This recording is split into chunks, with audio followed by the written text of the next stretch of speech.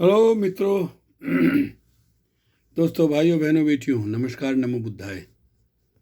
1975 में थाईलैंड के धर्मगुरु आए गुरु प्रकाश समाधिकुन, जिनसे मेरे पिताजी ने सामने भिक्षु बनकर के दीक्षा ली, बौद्ध धर्म की, बुद्धिस्ट हो गए और तहसील मवाना की 32 गांव की पदयात्रा करके धर्म प्रचार करके मुझे कहा, बेटे मैं तेरा जीवन भर आभारी हूँ। किस बात का? मुझे इतने अच्छे कार्यक्रम में भेजा, लोगों ने हमारे पैर धोए, गांव गांव में हम जाते थे, हमें भोजन देते थे, इतना सम्मान करते थे। मेरे जीवन में ये पहला अवसर था। तुझे ज़िंदगी में कभी मौका मिले तो छोड़ना नहीं, ज़रूर चले जाना, चाहे नौकरी भी छोड़नी पड़े। जब उन्होंने ये बात कही तो फिर मैंने 1983 में आजमगढ़ से आए एक भंते प्रज्ञा रत्न मुसलमान थे, वो मुसलमान से बुद्धिस्ट बने। दिल्ली सादर क्षेत्र में उन्होंने बहुत काम किया, तो उन्होंने एक शिविर लगाया। शिविर में मैंने भाग लिया, मैंने सीखी विपश्यना साधना। लेकिन जब मैं किससे जिक्र करता तो लोग कहते थे, भाई सत्यनारायण गोयनका जी के जो शिविर हैं उसमें सीखनी चाहिए। तो फिर मैंने 2009 में हरियाणा बल्लभगढ़ से सोना रोड पर बीच वीरान जंगल में एक धम्म सोता केंद्र बना हुआ है, वहाँ मैंने विपश्यना साधना का दूसरा शिविर अटेंड किया था। तो साथियों, बताना चाहता हूँ, और मेरे 4 बच्चे हैं, 3 बेटी 1 बेटा। सबसे छोटी बेटी का नाम मैंने विपश्यना बौद्ध इसलिए रखा कि उसका नाम लेकर याद रहेगा, हाँ विपश्यना। पहली बार जब मैंने ये 83 में सीखी तब पता चला विपश्यना एक साधना है।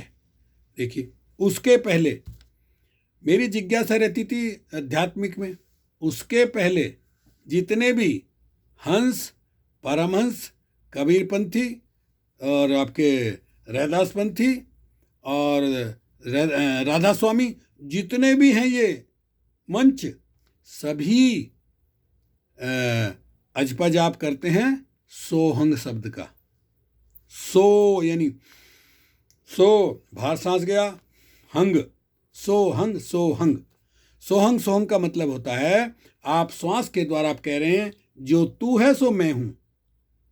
ईश्वर, अल्लाह, गॉड, खुदा, भगवान, जो भी ताकत है उसके लिए कह रहे हैं आप सांस के द्वारा कि जो तू है सो मैं हूं, जो तू है सो मैं हूं। देखिए, अजपा जाप बोलते हैं उसको वो। तो ये हमने परमहंसियों के सत्संग में जाकर के गुरु बनाए, महात्मा जी और स्वामी जी, 2 साधु, उनके द्वारा ये उपदेश मिला था। लेकिन जिस दिन विपश्यना साधना का पता चला तब सारे भ्रम दूर हुए। तो साथियों, विपश्यना एक प्राचीन ध्यान मेडिटेशन विधि है, जिसका अर्थ होता है देखकर लौटना। इसे आत्मनिरीक्षण और आत्मशुद्धि की सबसे बेहतरीन पद्धति माना गया है। हजारों साल पहले तथागत भगवान बुद्ध ने इसी ध्यान विधि के जरिए बुद्धत्व हासिल किया था। विश्व की सबसे बड़ी तितुलो उपाधि डिग्री है बुद्धत्व प्राप्त किया था सिद्धार्थ गौतम ने, तब वो बुद्ध कहलाए थे।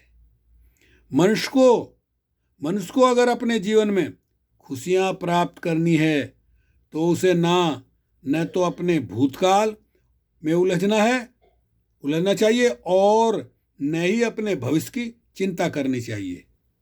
और ये हमने पाया जब हमने विपश्यना साधना शुरू की कि भाई मन को यहाँ लगाना है। सांस आ रहा है, जा रहा है, आ रहा है, जा रहा है, कहाँ छू रहा है, यहाँ छू रहा है, यहाँ छू रहा है, यहाँ टिकाना है उसको। जब हमने 4 दिन तक ये अभ्यास किया, 4 दिन के बाद फिर ध्यान यहाँ लगा। इसके पहले हमारा मन या तो भूतकाल में या भविष्यकाल में टिकता ही नहीं था एक जगह। धड़ाक से भूतकाल में गए, उस समय ऐसा हुआ था, उस समय ऐसा हुआ था, ऐसा हुआ था, ऐसा हुआ था, फिर धड़ाक से भविष्य में आ गए, अब आगे ये करना है, ऐसा करना है, ऐसा होगा, वैसा होगा। टिकता ही नहीं था मन। इतना मन चंचल, बंदर की भांति चलायवान, मत पूछिए, जवाब नहीं है। उस समय पता चला था मन कितना चंचल है। इसलिए लोगों ने मन के ऊपर बड़े बड़े गीत लिखे हैं। मन के मथे चले जो कोई वो पछताता है, मन का ऐसा नाता। ये मेरा ही गीत रहा उस समय 50 साल पहले जब मैं सत्संगों में जाता था। मन के मथे न चालिए मने पक्का दूत, ले डूबे मझधार में जाए हाथ से छूट। आज जितने भी लोग अज्ञानता कारण गलत काम करते हैं, चोरी करते हैं, झूठ बोलते हैं, व्यभिचार करते हैं, शराब वगैरह पीते हैं, ये सब मन के कारण। होना तो चाहिए कि मन आपके कंट्रोल में हो, उल्टा हो रहा है।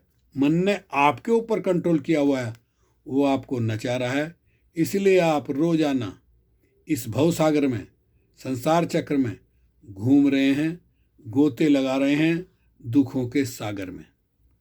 मनुष्य को अगर अपने जीवन में खुशियां प्राप्त करनी है तो उसे न तो अपने भूतकाल में उलझना है चाहिए और न ही अपने भविष्य की चिंता करनी चाहिए।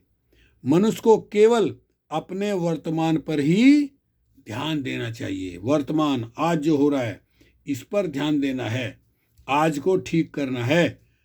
आज को अगर आपने ठीक कर लिया, फ्यूचर अपने आप ठीक हो जाएगा। और भूतकाल जो बीत गया वो तो लौट के आता नहीं है। इसलिए अत्तदीप भव, अपने स्वामी आप बनो। सबका मंगल हो, सबका कल्याण हो, सब सुख से रहें, सारे संसार में सुख शांति बनी रहे। ओके, शुक्रिया, धन्यवाद।